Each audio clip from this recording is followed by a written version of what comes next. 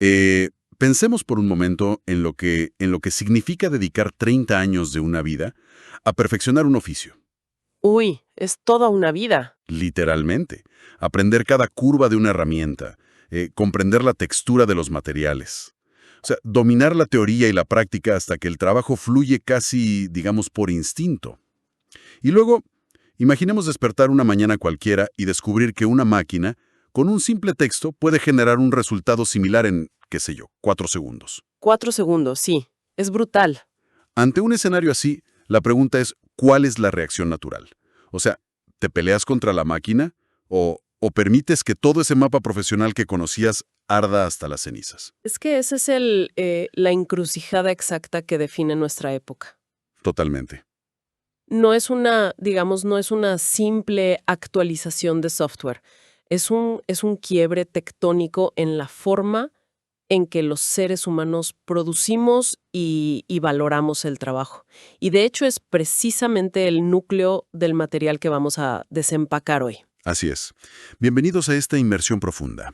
Nuestro objetivo hoy es analizar el contenido de los 10 primeros videos del canal de YouTube de Rodrigo Maza. Exacto. Para quienes nos escuchan y quizá no lo tienen en el radar, Maza es un profesional con, pues, 3 décadas de experiencia. Hablamos de alguien que ha estado en las trincheras de la comunicación, de la publicidad, del diseño gráfico, Alguien que sabe cómo se hacen las cosas con las manos, básicamente. tal cual. Y lo crucial aquí, el contexto que quiero dar, es que nuestras fuentes de hoy no son manuales técnicos sobre qué botones presionar en Midjourney o ChatGPT. No, no. Son sus notas personales, reflexiones crudas y a veces dolorosas, diría yo, sobre este impacto. Sí, sí, estoy de acuerdo. Y creo que es un punto de partida fundamental, porque él aborda la IA generativa no como un entusiasta tecnológico ciego que aplaude todo, sino desde el viaje emocional y filosófico de un creador empedernido. Claro. Él argumenta que estamos atravesando el recambio tecnológico más violento de la historia humana. Y fíjate qué imagen usa.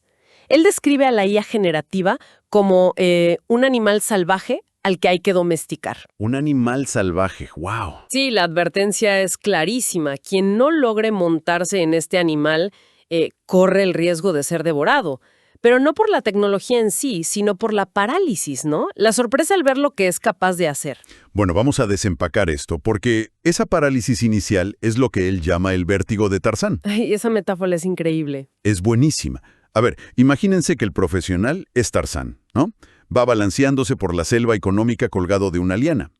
Esa liana es la metodología tradicional, la forma en que cobrábamos y trabajábamos hasta hace un par de años. Lo seguro, lo conocido. Exacto. Pero de repente esa liana se rompe.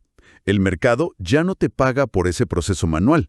Así que hay que soltarse. Y el vértigo, ese vértigo de Tarzán, es ese instante aterrorizante de estar en el aire. Ya soltaste el pasado, pero no sabes si la nueva liana algorítmica va a aguantar el peso de tu carrera entera. Sí, ese salto al vacío captura perfecto, o sea, captura la angustia de la clase creativa hoy en día.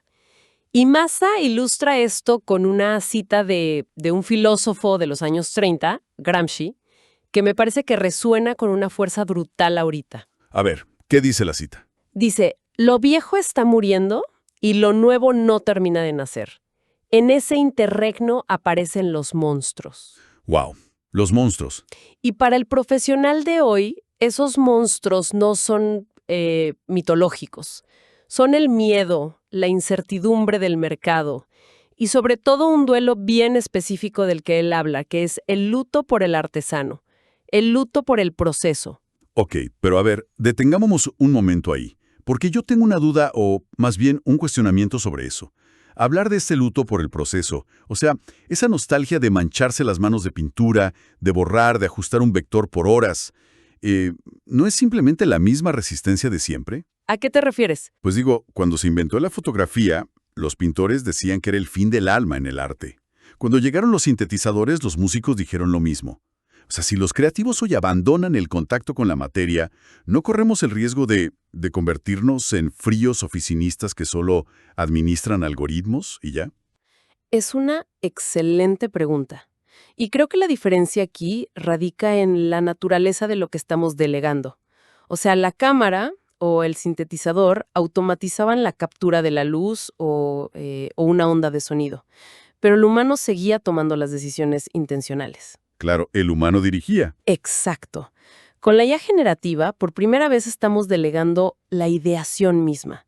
Lo que Mazza señala es que en ese ir y venir con el barro, con la pintura, en la frustración de la página en blanco, ahí es donde el cerebro humano elabora conexiones internas. O sea, la lucha es parte de la creación. Totalmente.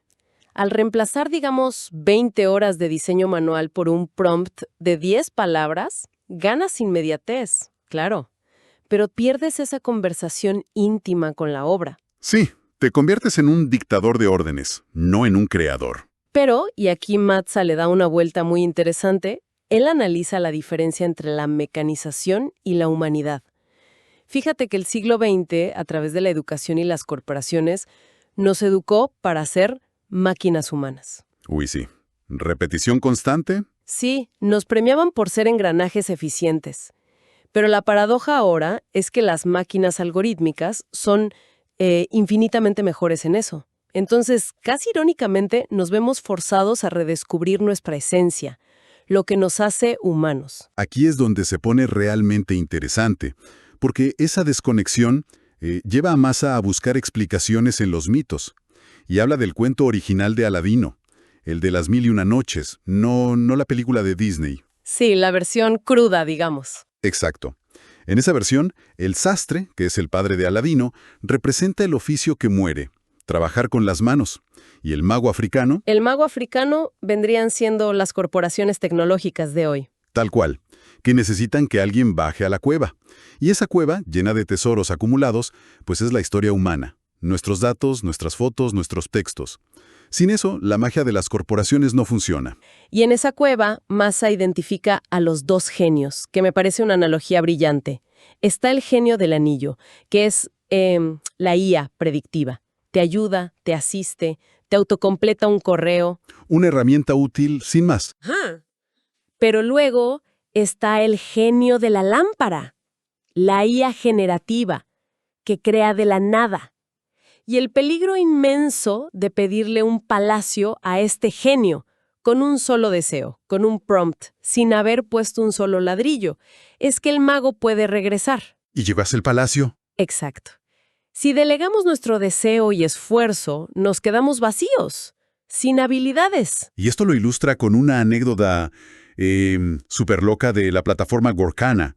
Una clienta lo contacta y le pide crear un avatar falso de ella misma, generado por IA 100%. Sí, un avatar para subir contenido de estilo de vida porque, según ella, no le gustaban las cámaras. O sea, imagínate, querer delegar tu propia existencia para redes sociales.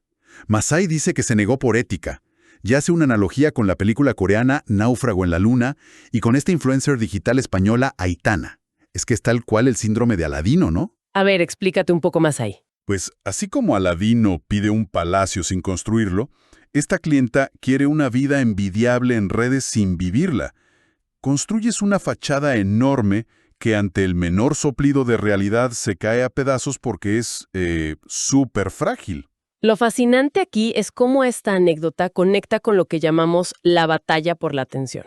O sea, los algoritmos de redes sociales están creados con nuestros datos para ser, pues, adictivos. Recompensan la ilusión. Recompensan el palacio falso. Exactamente. Por eso resalta tanto el valor de la autenticidad. La única forma de romper ese ciclo de falsedades es volver al mundo físico, al contacto real. Pero bueno, bajando un poco de las ilusiones de las redes a la cruda realidad económica, hay un punto muy fuerte en las fuentes sobre cómo esta tecnología está rompiendo lo que él llama la red laboral. Ese es un tema doloroso, la verdad. Sí. O sea, antes un profesional cobraba y contrataba, qué sé yo, a un contador y ese contador a un ilustrador. Había un tejido. Pero ahora todos usan la IA para ahorrar costos y terminamos todos aislados frente a una pantalla. Todos somos víctimas y victimarios al mismo tiempo. Y esto se agrava muchísimo por las mentiras que circulan en Internet. Masayani se dedica a desmontar varias de estas mentiras de los gurús. La primera es esa de un prompt reemplaza a un experto. Que es una completa falacia. Totalmente, porque la gente cree que un experto solo da respuestas lineales. pero un experto escucha en varias capas, cuestiona el porqué del cliente, la IA es complaciente, te da lo que pides, aunque sea una mala idea. Aunque sea un desastre estratégico, ¿sí? ¿Y cuál es la segunda mentira? La segunda es que cualquiera hace dinero sin saber del tema. O sea, fíjate, sin un criterio crítico humano, sin saber de diseño o de redacción, el resultado que te da la IA no tiene ninguna calidad, es solo un refrito. Claro, no sabes si te entregó una genialidad o basura con buen formato. Tal cual. Y la tercera mentira, que creo que es la que más frustra a la gente, es la de la IA te da tiempo libre. Uy, no, para nada. Te pasas horas intentando que la mano no tenga 7 dedos. Exacto. Requiere una inmensa inversión de tiempo aprenderla. Y eso en un mundo donde ya no tenemos tiempo. Hay una anécdota que cuenta sobre una clase de programación en la universidad que ilustra muy bien esto del tiempo y el lenguaje. Ah, la del alumno José, ¿verdad? Esa misma. El profesor le pide a la clase instrucciones para que José salga del aula. Y todos empiezan tipo robot. Avanza 2 pasos exacto. Hasta que el profesor les dice, a ver, no. Y le dice a José, José, sal del salón. Y ya. Claro. Entender que la herramienta comprende el lenguaje natural, la intención. No hay que microgestionar como en programación antigua. Si no entiendes eso, pierdes horas peleando con la máquina en vez de, digamos, conversar con ella. Pero, a ver, todo esto de recortar costos que decíamos antes me genera una duda enorme. Si todos están usando IA de calidad media, recortando gastos, despidiendo al contador y al ilustrador, ¿no nos dirigimos a una economía donde nadie tiene ingresos para comprar los servicios de los demás? Esto plantea una pregunta importantísima y, basándonos en el análisis de Mazá de forma súper imparcial, él sugiere que las grandes corporaciones nos están dando este dulce gratis para acaparar todo el mercado. O sea, te vuelven adicto a la herramienta barata. Y destruyen las alternativas. Y para no hundirse en esa red rota, la única salida es ofrecer un servicio enormemente superior. No puedes competir siendo un simple reemplazo automatizado. Tienes que elevarte. Entonces, ¿qué significa todo esto para el profesional del día a día? Llegamos a la parte que las fuentes llaman el manual de supervivencia. Mi parte favorita, la verdad. La transición clave.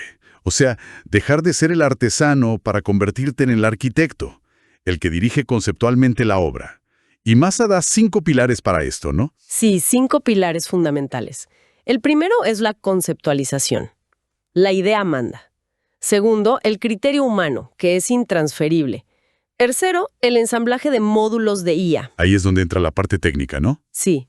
Cuarto, la experimentación, atreverse a jugar. Y el quinto, que para mí es el más vital, la responsabilidad. Tú firmas la obra, no el algoritmo. Y hay un caso de uso real en sus notas que me voló la cabeza sobre esto del arquitecto. Él tenía que hacer unos planos técnicos de evacuación industrial, algo que en 2D es incomprensible para un empleado promedio. Y que mandarlo a modelar en 3D tradicionalmente cuesta una fortuna. Exacto. Tiempos larguísimos, costos altísimos. Pero él agarró un modelo de imagen de Google llamado Nano Banana Pro. Nano Banana Pro, sí, qué nombre.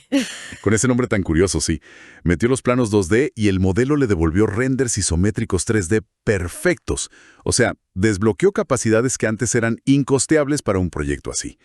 Pero su técnica no fue quedarse con el primer resultado.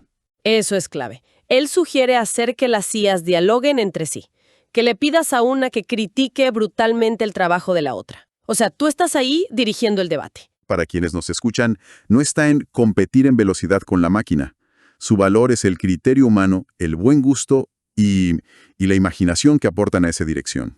Estoy súper de acuerdo. Y aquí entra la última gran distinción que hace Mazá, que es bellísima. La diferencia entre la energía volcánica y la energía de río. Sí, la energía volcánica es esta presión intensa, explosiva, es la viralidad de YouTube. En los videos cita el trágico ejemplo de Kurt Cobain, consumido por esa presión de la industria, o una ilustradora viral en YouTube que se frustró tanto compitiendo contra la IA que terminó colapsando en cámara. Y el algoritmo la premió por llorar, no por su arte. Es perverso. Esa energía te quema rápido. Frente a eso, él propone la energía de río. Constante, fluida, sostenible. Como la película, ¿no? La de Harvey Keitel. Cigarros, exacto, donde el personaje de Harvey Keitel fotografía la misma esquina todos los días a la misma hora.